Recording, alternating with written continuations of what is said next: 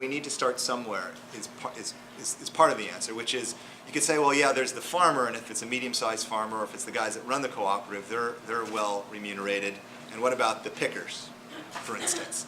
And I think that that's a huge reason why, as a roaster, you need to get down there and ask those questions, because to me that's the start of a conversation. And something that we're doing is like, well, how much do your pickers get paid?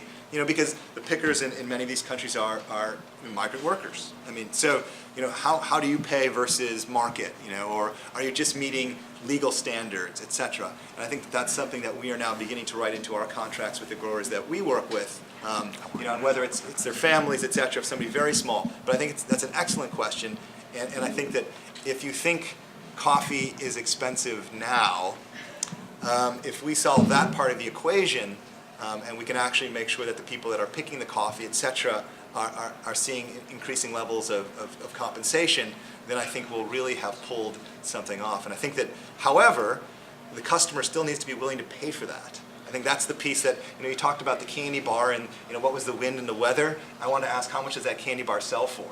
You know, or that piece of chocolate sell for? And I think if we're stuck in $2 a cup, we're never going to get the pickers paid and taken care of as well as we'd like, because the economics simply won't work. It was impossible to find a certification scheme which was in line with the requirement of guaranteeing the price and the margin to the coffee grower.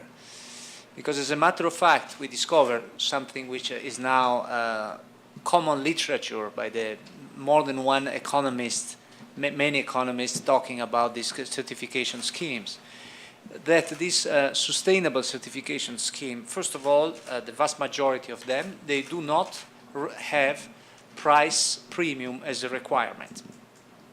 And second, the cost, the burden of the certification is on the shoulder of the coffee grower. Eventually, often the case. Yeah,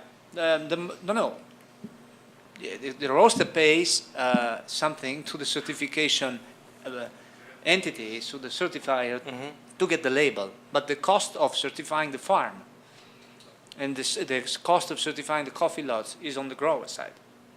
So the grower eventually are honestly satisfied about what they learned, because they learned to work better through the certification scheme. So this is something positive. But they are totally disappointed by the commercial aspect, because they said no premium. And even for the schemes, there are some of those who foresee a price premium for the coffee grower. At the end of the day, it's only 2% of the retail price premium.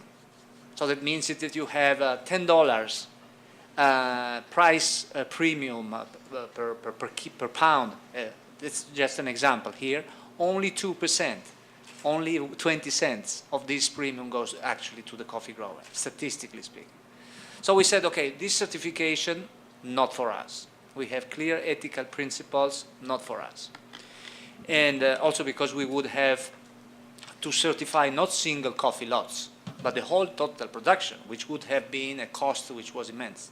So we tried to challenge these certification entities to develop a new set of standards, set of rules for this, let's say, sustainability of the supply chain, which is a totally different story.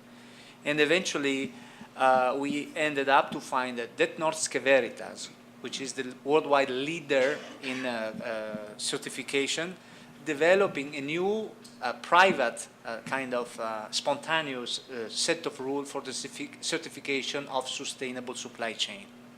And this has been a 3-year work where they did develop the standards, which as a matter of fact covers not only the supply chain but the triple bottom line and the overall sustainability, also in the let's say environmental friendly and the labor practice, all these, and even economical sustainability.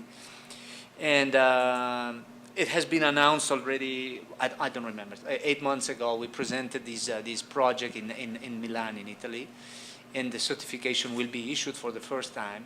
And we will be the first company with this sustainable supply chain certification. And the good news is that this is not Illy specific, of course. This is for the industry and not only the coffee industry.